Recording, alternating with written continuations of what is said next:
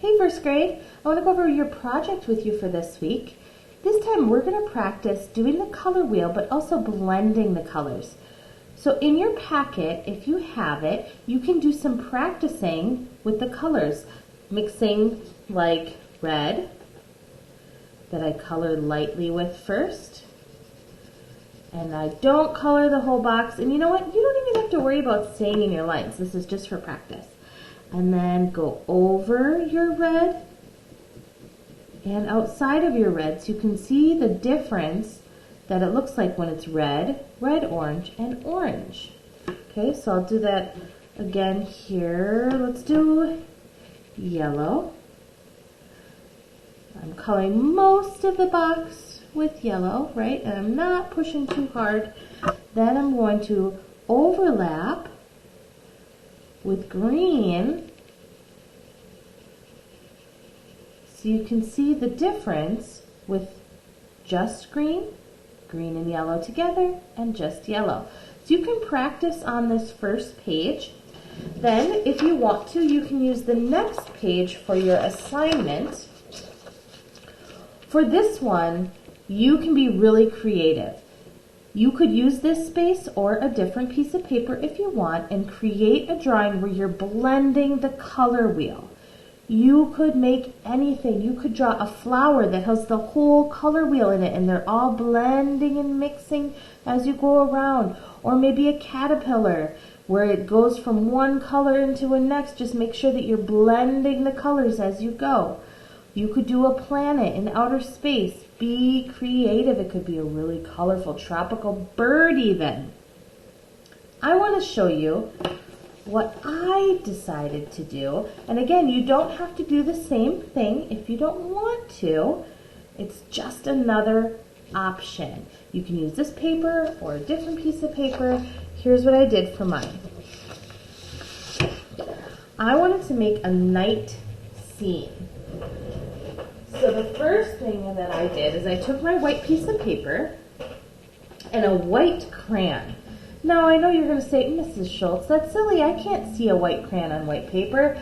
I know, but you will be able to when we're done. And I pushed really hard and I'm making little dots because I'm going to make this look like a night sky that looks like a rainbow.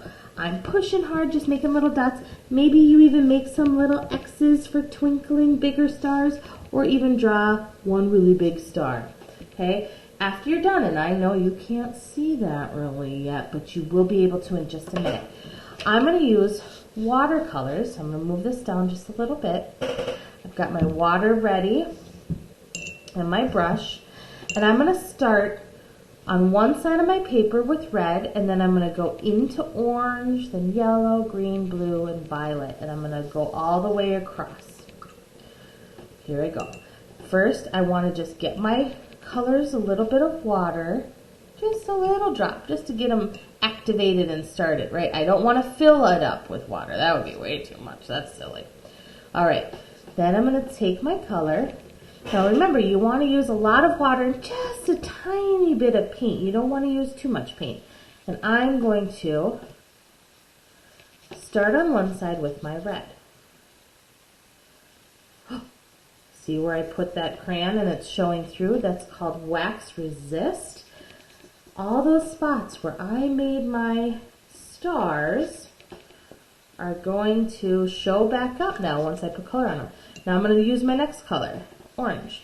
And I'm going to let those colors, I'm using a lot of water, so those colors are going to start mixing. I'm just going over top of my red just a little bit. Okay. But I can let them kind of mix on their own too and blend. The trick with this is you want to kind of keep moving. You just want to go fast getting all your white spots. Okay, now I'm going to do yellow. Gotta be washing out my brush in between because I don't want to get orange in my yellow. See how you can see more of the little stars showing up? And just let those colors kind of mix and blend. Okay, and now Once it's all done, you're going to have a whole rainbow going across here. I'm not going to do the whole thing. I actually have another one that's already dry that I'm going to use to show you. But you can see the colors as it sits and dries, they will mix a little bit and blend on their own as they dry. I want to show you what it looks like once it was dry. So let me just carefully move this out of the way.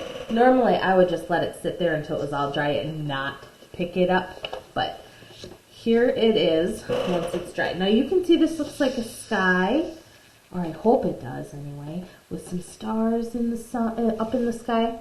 Then, now that it's all completely dry, I'm going to take a black crayon and I'm going to make it look like there's a forest scene down here and that the sky is behind them.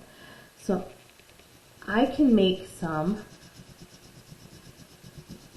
pine trees in the front, right? By just doing a zigzag line that goes back and forth. You could even do other kinds of trees. You know, it's kind of spring, so there's not a lot of leaves out yet, right? You can do short trees, you can do really little trees, you can do tall trees, and just fill up to make some fun outlines on the bottom. Maybe there's even a little house down here, right, that I just see the outline of. It's night, so it's just a little box down there, okay? Here, maybe there's another bare tree here in the front. Maybe a little one here. Okay. And then my picture's all done. Again, you don't have to do this. You could draw an animal and have it be colored with the whole rainbow blended together. You can do anything you want for this project. I just wanted to show you one cool idea. I hope you guys like this. Have fun, be creative, and I can't wait to see what you come up with. Bye!